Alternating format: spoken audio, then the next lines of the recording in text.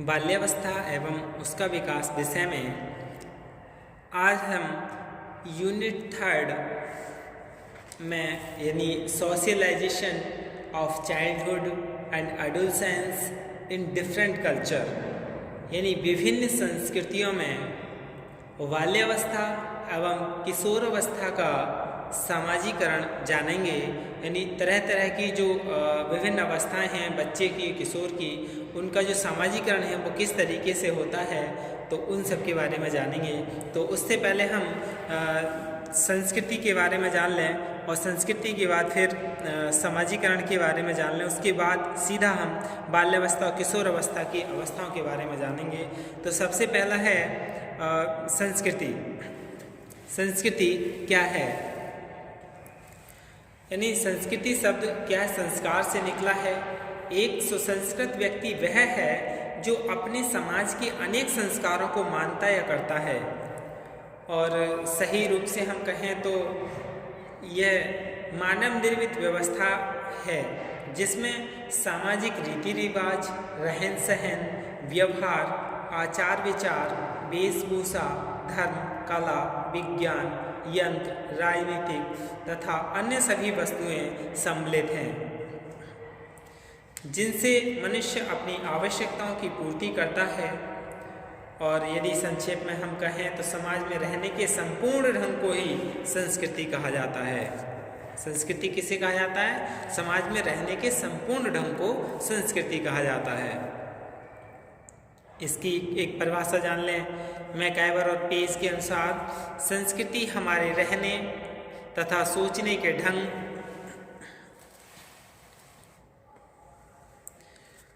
दैनिक व्यवहार, कला, साहित्य, धर्म, मनोरंजन तथा आमोद प्रमोद में हमारी प्रकृति की अभिव्यक्ति है। यानी संस्कृति क्या है? हमारे रहने और सोचने का ढंग है।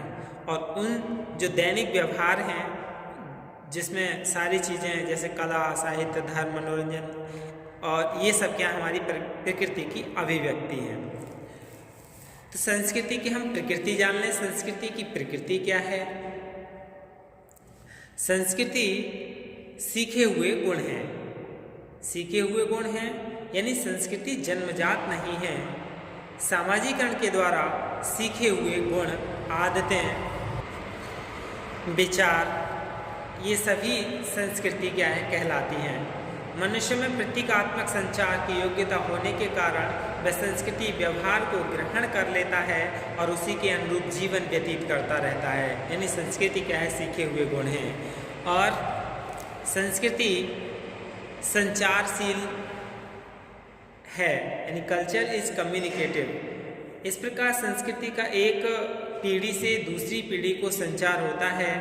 इससे संस्कृति में बराबर वृद्धि होती रहती है। संचार के कारण नई पीढ़ी पिछली पीढ़ी के अनुभवों के लाभ उठाती है।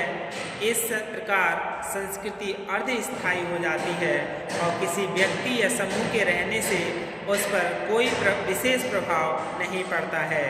यानी संस्कृति सदैव गति में बनी रहती है।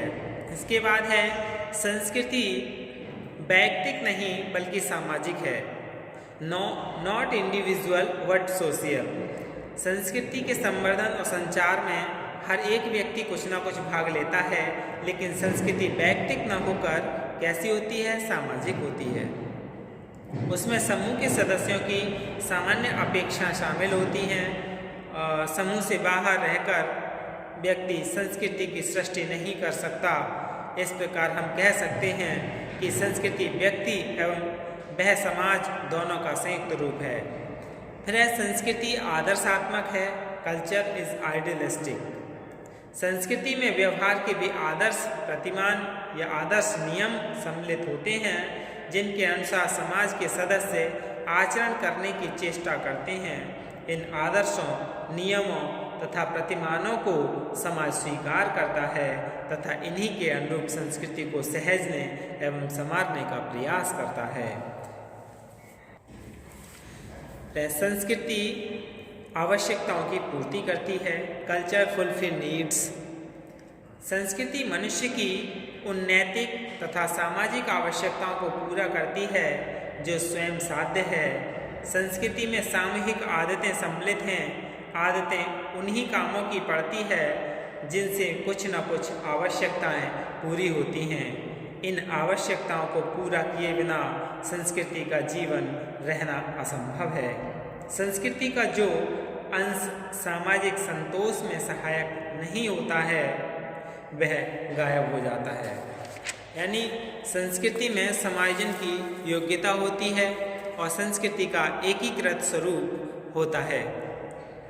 संस्कृति में समायोजन की योग्यता क्यों होती है?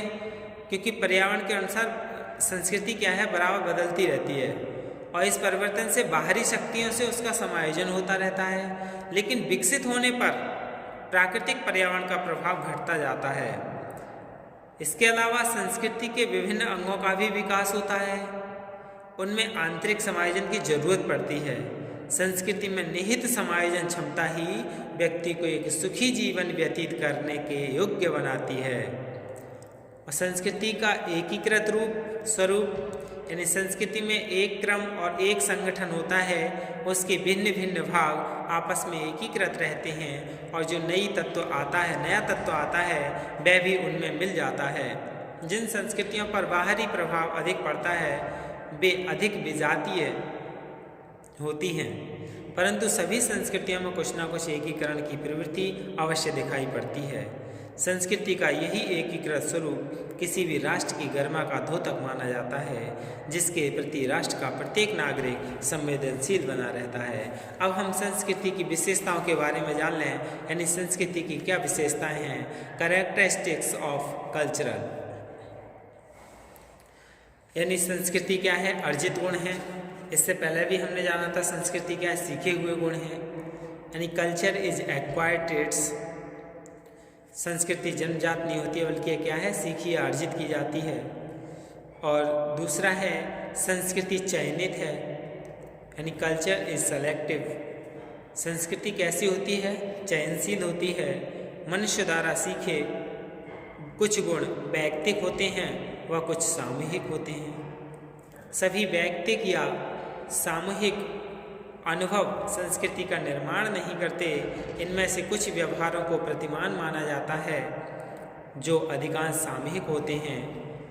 इसलिए सामूहिक अधिगम व कुछ चुने हुए वैयक्तिक अधिगम की संस्कृति का अंग बनते हैं। जैसे हाथ मुंह धोकर धरती पर बैठकर स्वच्छ हाथों से भोजन ग्रहण करना भारतीय संस्कृति है, जबकि विशेष परिधान में विशेष समय में निश्चित क्रम के अंतर्गत मेज कुर्सी पर बैठकर छुरी कांटे से भोजन करना विदेशी संस्कृति है। सीखे हुए व्यवहारों को संस्कृति के अनुसार चयनित करना पड़ता है और इन्हीं चयनित अर्जित गुणों का योग संस्कृति कहलाता है।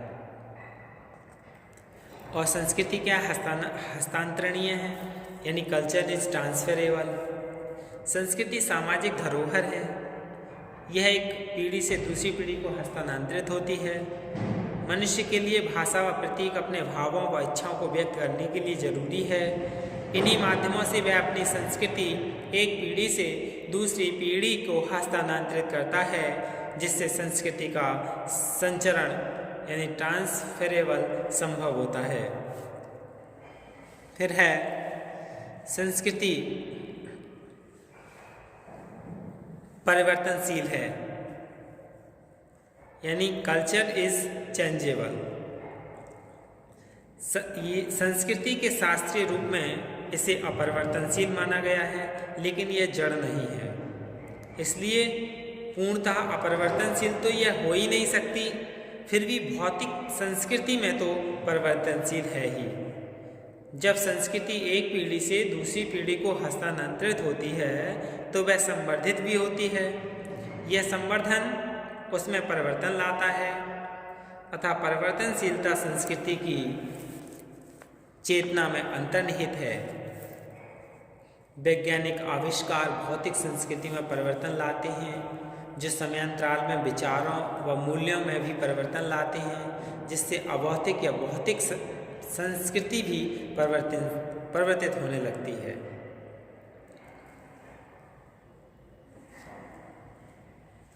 फिर भी प्राचीन संस्कृति नई बातों को अपनाकर अपने स्वरूप में परिवर्तित करती है, क्योंकि संस्कृति की प्रकृति सामाजिक होती है। संस्कृति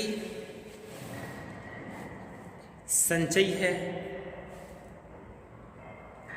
कल्चर कैन बी एक्यूमुलेटेड। संस्कृति का जन्म मानव की आवश्यकतानुसार होता है व उसमें नए विचारों व भौतिक उपकरणों का समावेश होता जाता है। यह स्पष्ट है कि संस्कृति नई नई बातों, तत्वों, आदर्शों, मूल्यों व आचार विचार को अपना लेती है व अपना आकार विस्तृत करती जाती है। नवीन व वांछनीय यानी नई और जरूरी तथा उचित बातें संस्कृति में जुड़ती जाती हैं व पुरानी बातें, अव्यावहारिक विचार व मनोवृत्तियाँ नष्ट होती जाती हैं। फिर क्या है, संस्कृति सार्वभौमिक है, यानी प्रत्येक समाज अपनी आवश्यकता अनुसार कुछ सामाजिक मूल्य, आचार विचार, सामाजिक व्यवहार के आदर्श स्थापित कर लेता है तो कालांतर में उस समाज की संस्कृति का रूप धारण कर लेती है। एक से व्यवहार, मूल्य, आदर्श जब अधिक स्थायी होने लगते हैं तभी वे संस्कृति का रूप लेते हैं। किसी समय विशेष में किया गया कोई विशेष व्यवहार धर्म बन जाता है, पर संस्कृति नहीं। फिर संस्कृति संतुलनशील व संगठनशील है। Culture is balanced and organised. संस्कृति एक समग्र अस्तित्व है। इसमें विभिन्न इकाइयाँ समाहित हैं जो एक दूसरे से अंतर संबंधित व अन्योन्य आश्रित यानी एक पर एक आश्रित है। यह सभी इकाइयाँ मिलकर संकुल का निर्माण करती हैं जो जटिल समग्रता के रूप में प्रकट होता है। फिर संस्कृति अनुकूलनशील है। Culture is adaptive. संस्कृति की प्रकृति अनुकूलनशील है क्योंकि यह मानव आवश्यकताओं की पूर्ति करती है। भौगोलिक व सामाजिक स्थितियों व परिस्थितियों में जो परिवर्तन होते हैं उनके कारण आवश्यकताएं परिवर्तित होती रहती हैं। क्योंकि संस्कृति आवश्यकताओं की पूर्ति करती है इसलिए इसे तत्कालीन परिस्थितियों के साथ अनुकूलन करना पड़ता है, जिसके कारण संस्कृति में आंतरिक व्यवस्था परिवर्तित होती रहती है। अतः संस्कृति में व्यवस्थापन व अनुकूलन का गुण होता है। इसे इस प्रकार समझा जा सकता है कि मैदानी समाज अपनी संस्कृति का अनुकूलन मैदानी परिस्थितियों के अनुसार करता है, जबकि पर्वतीय समाज अपनी भौगोलिक स्थिति के अनुसार अपनी संस्कृति को ढालता है। यही क्या है, संस्कृति की विशेषताएं हैं। इसके बाद हम संस्कृति के संरक्षण और विकास में शिक्षक या शिक्षा की भूमिका के बारे में जानेंगे। धन्यवाद।